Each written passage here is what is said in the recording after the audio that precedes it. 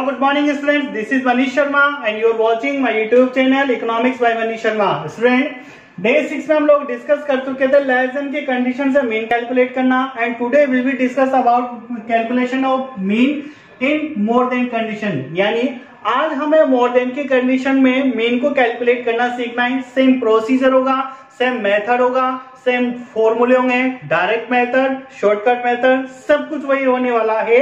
एक चेंजेस आपको यहां पर करना है कि मोर देन को किस तरीके से कंप्लीट ग्रुप में कन्वर्ट करना होगा, ये हम बेसिक वीडियो में सीख चुके हैं, वापस सीखेंगे। एंड सीएफ मोर देन की कंडीशन में सीएफ को किस तरीके से एफ में कन्वर्ट किया जाएगा। स्टूडेंट, सेम दो मेथड हमारे पास, direct method and shortcut method. Direct method यानी X bar equal to sigma F X upon N and shortcut A plus sigma F D X upon N. आ जाते हैं दोस्तों डायरेक्ट मेथड पर। देखिए एक एग्जांपल यहां पर हमने लिया, मार्क्स है आपके पास more than 0, more than 2, more than 4, 6 and 8 and in that condition CF, यानी मोर देन के साथ भी सीएफ होगी, लेकिन एक डिफरेंस है, लेस देन की सीएफ ऑलवेज इंक्रीजिंग ऑर्डर में होती है बट मोर देन की सीएफ ऑलवेज डिक्रीजिंग ऑर्डर में होती है। तो यहाँ की सीएफ ऑलवेज डिक्रीजिंग ऑर्डर में। अब स्टूडेंट्स सबसे पहले मैं क्वेश्चन को सॉल्व करने से पहले हमें जो ग्रुप गिवन है यानी जो मार्क्स गिवन है इसको कंप्लीट ग्रुप में कन्वर्ट करना होगा। और इसके लिए बेसिक कंसेप्ट में बताया था नोट में, more than use for lower limit, यानी जिन भी डिजिट पर मोर देन लगा हुआ है वह सब अपने अपने ग्रुप के लोअर लिमिट में कन्वर्ट होंगे। 0 पर मोर देन है, 0 लोअर लिमिट होगा, 2 पर मोर देन है, 2 लोअर लिमिट होगा, 4 पर मोर देन है, सब पर मोर देन है तो सब लोअर लिमिट बनेंगे। अब बात आती है स्टूडेंट्स अपर लिमिट क्या बनाए, तो उसके लिए कंसेप्ट ही क्या था, सबके बीच में डिफरेंस 2 का है। तो यहाँ ऐसे डिजिट मेंशन करनी है कि जो भी डिजिट मेंशन करोगे उसमें और इस लोअर लिमिट में 2 का डिफरेंस हो। तो कितनी नोट करना पड़ेगा, 2 का डिफरेंस लाने के लिए 2, यहाँ 2 का डिफरेंस लाने के लिए 4, यहाँ 2 का डिफरेंस लाने के लिए 6, 8 एंड 10। ये कंप्लीट ग्रुप में कन्वर्ट हो गया दोस्तों। अब सेकंड वर्क हमारा होगा कि हमें सीएफ को एफ में कन्वर्ट करना है, क्योंकि विदाउट एफ के क्वेश्चन सॉल्व नहीं हो सकता, फॉर्मूले में एफ की रिक्वायरमेंट है, तो हमें सीएफ को माइनस करके एफ में कन्वर्ट करना है।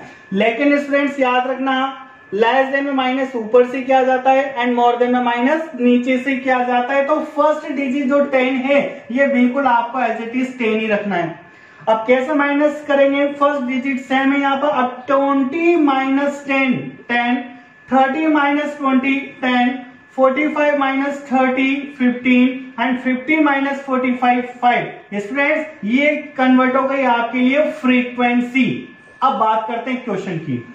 हम फर्स्ट मेथड से सॉल्व कर रहे हैं, डायरेक्ट मेथड से। मैंने आपको बताया भाई जिस फॉर्मूले से क्वेश्चन सॉल्व करना होता है वो फॉर्मूला हमें कॉपी में मेंशन करना अपनी नोटबुक में, उसी के रिक्वायरमेंट के अकॉर्डिंग क्वेश्चन सॉल्व करना है। एन की रिक्वायरमेंट है, एन का मीनिंग सम ऑफ फ्रीक्वेंसी, यानी फ्रीक्वेंसी का हमें सम लेना है और फ्रीक्वेंसी का जो सम होगा वो होगा 50, क्योंकि मैंने आपको बोला था सीएफ का लास्ट वाला पॉइंट लेस देन में तो नीचे वाला एंड मोर देन में ऊपर वाला, ये 50 इसका सम होगा।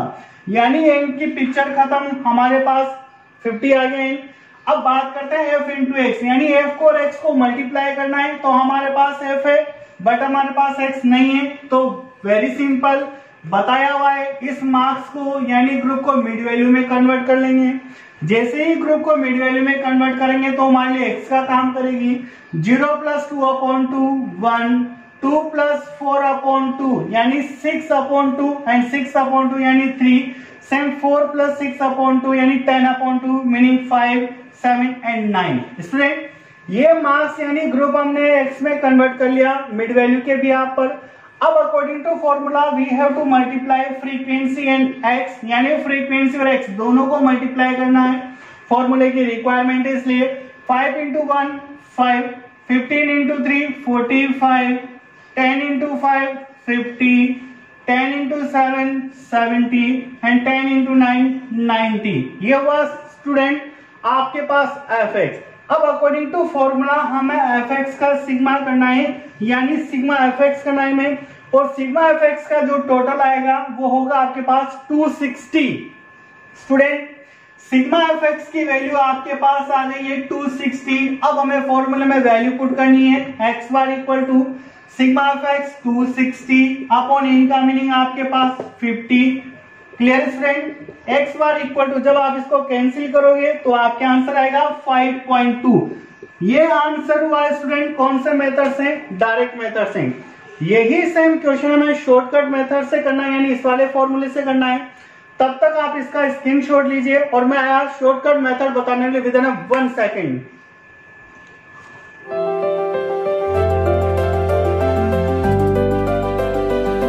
चलो स्टूडेंट्स आ जाते हैं शॉर्टकट मेथड पर, यानी ये डायरेक्ट मेथड हमें अब शॉर्टकट मेथड में कन्वर्ट करना है, मेथड सेकंड शॉर्टकट। अब देखिए स्टूडेंट, मैंने आपसे कहा कि डायरेक्ट मेथड और शॉर्टकट मेथड की प्रोसीजर यहां तक तो सेम होगी।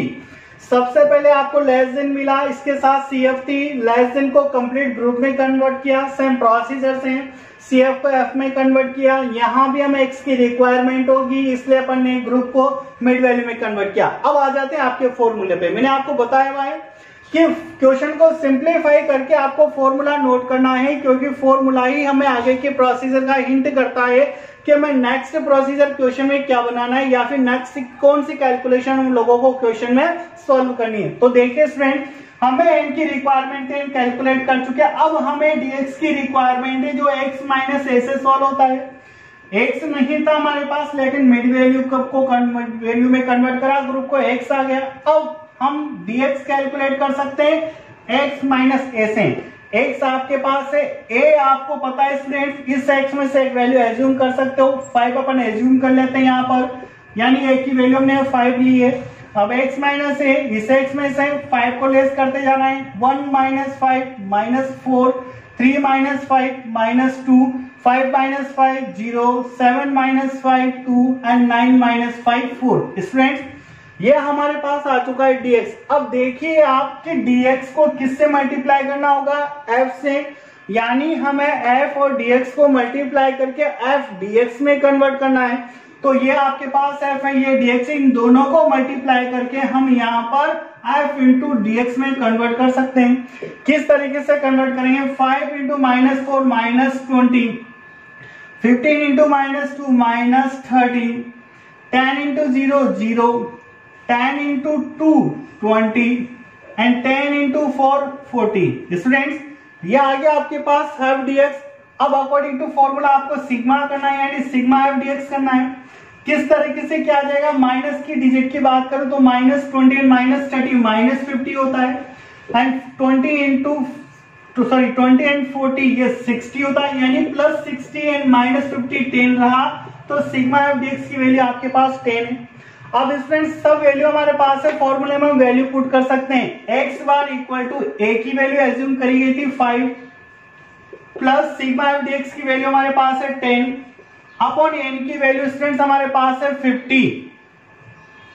अब यहां से हमें क्वेश्चन को सॉल्व करना है। x bar equal to 5 plus 0 से 0 कैंसिल 1/5 एंड 1/5 का मीनिंग है x बार इक्वल टू 5। देखिए स्टूडेंट्स, यहां पर पॉइंट 10 हो जाएगा एंड 2 टाइम, तो x बार इक्वल टू 5.2। ये आपके आंसर 5.2, यानी कि जब हमने डायरेक्ट मेथड से क्वेश्चन को सोल्व किया था तब भी आंसर हमारा 5.2 ही था, और शॉर्टकट मेथड से जब आंसर सोल्व किया तब भी हमारा आंसर 5.2 है। यानी कि स्टूडेंट, कहने का मीनिंग ये है, दोनों ही मेथड से हमारे आंसर सेम होगा, चाहे वो डायरेक्ट मेथड हो चाहे वो शॉर्टकट मेथड हो। अगर आपके आंसर डिफरेंट होता है दोनों मेथड से, इसका मीनिंग है कि कहीं ना कहीं पर आपने कैलकुलेशन में प्रॉब्लम करी है, आपको वापस अपनी कैलकुलेशन चेक करनी है। स्टूडेंट, ये मोर देन की कंडीशन भी कंप्लीट होती है। अब नेक्स्ट अपन मिलेंगे एक वीडियो के साथ। मैंने कहा था आपसे कि इस 3 मेथड होते हैं मीन कैलकुलेट करने के, direct method, shortcut method and step deviation method. But अभी तक हमने स्टेप डेविएशन मेथड का जिक्र नहीं किया है किसी भी वीडियो में। Now we will discuss about step deviation method separately. अब हम नेक्स्ट वीडियो में स्टेप डेविएशन मेथड से मीन कैलकुलेट करना सीखेंगे। दोस्तों, अगर आपको मेरा चैनल पसंद आता है, यहाँ पर स्टैटिस्टिक्स के क्वेश्चन पसंद आते हैं, तो प्लीज आप मेरे चैनल को लाइक कीजिए, सब्सक्राइब कीजिए और हाँ, बेल आइकन को दबाना ना भूलें, जिससे मेरे अपडेट वीडियोस आप लोगों को मिलते रहेंगे।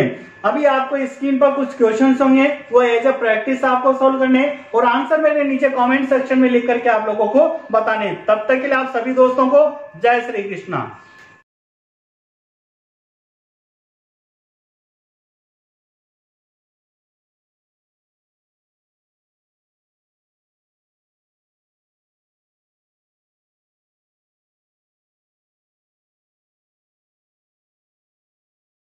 है।